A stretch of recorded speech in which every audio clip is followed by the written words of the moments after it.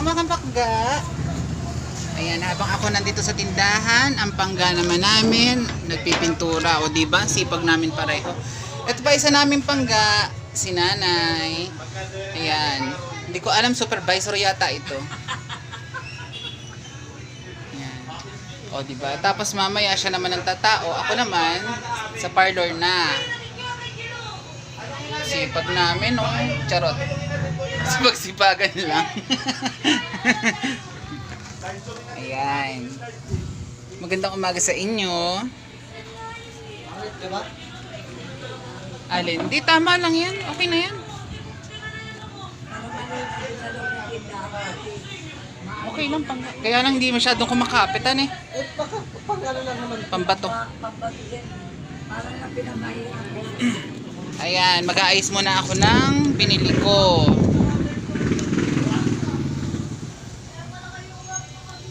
Bye!